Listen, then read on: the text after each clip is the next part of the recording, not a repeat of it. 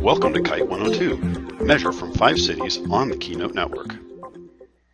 Before we get started with the details of this tutorial, let's ask the question, why run from Keynote's global network? The first answer is that Keynote agents are very standardized. Unlike your desktop, which may be running a lot of applications on one day when you run Kite, or could be defragging the hard disk another time, Keynote agents are extremely standardized and give you repeatable measurements from one time to the next. Also, running on the network lets you see the impact of distance, which amplifies latency. An application with a lot of small objects in there will deliver a much longer response time at a distance than it will running locally. And lastly, carrier diversity, which can identify peering issues. Because we run on multiple networks, you could see if perhaps coming through Sprint versus AT&T versus Verizon would have an impact on how quickly your site gets served. Here's a look at what's coming up.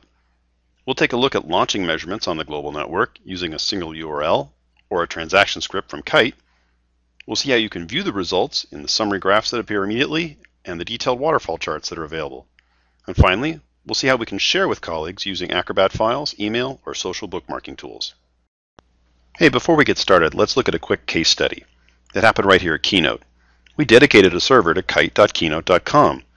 The image that was created by the IT group was actually a standard IT server, but not a server that had been optimized for web.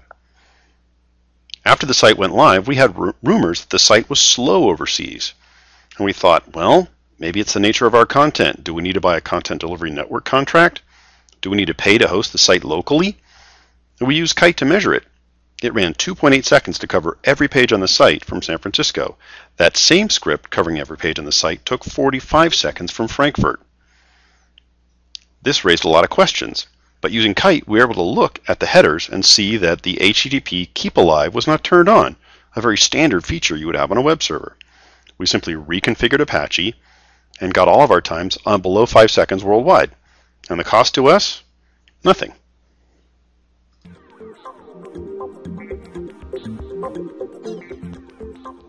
Let's bring up Kite and see how quickly we can get onto the global network. Just use All Programs, Keynote Systems, Keynote Internet Testing Environment. And then in the middle of the Kite, you'll find a big green button, Push to Start. Just go ahead and click that, and up comes the global network. Once my Keynote displays with the global network here, we can just go up and type a URL. And then we'll type the code here to prove that we're a human, and press Run Instant Test.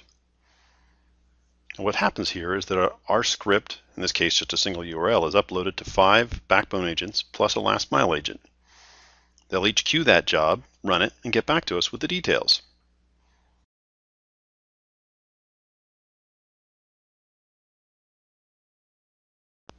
And now all of our results are back. Now let's take a look at how we can run a script.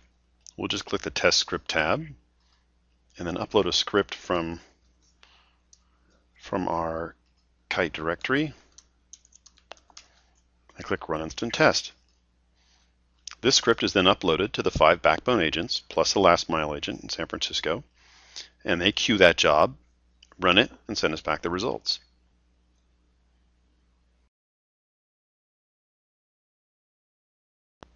And there are the results.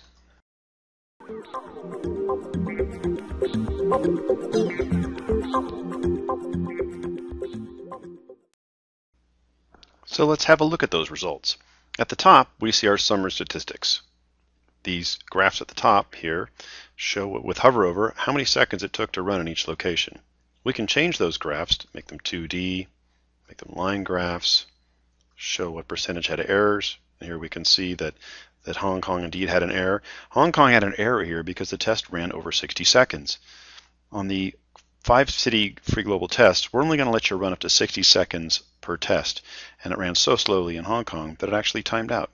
And that also explains why, if we look at the content was pretty uniform across all locations except in Hong Kong.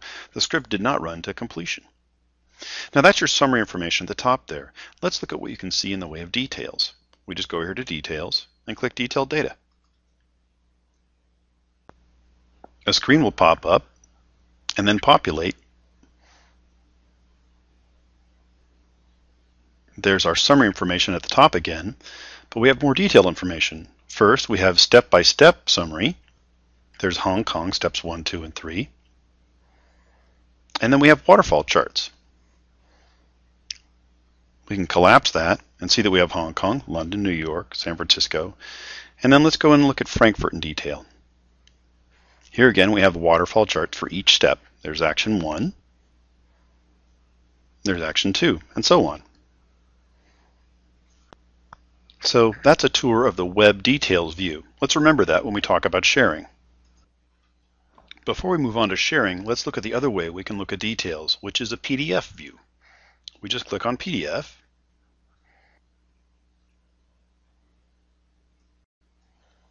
And then the PDF view comes up. Nice thing about the PDF view is that it's persistent. On the web-based tests, we only keep the 20 most recent tests available to you. This you could obviously save on a file server indefinitely.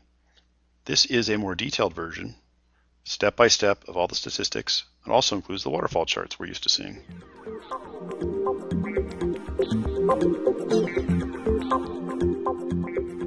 So let's look at sharing then. We saw the web detail view earlier.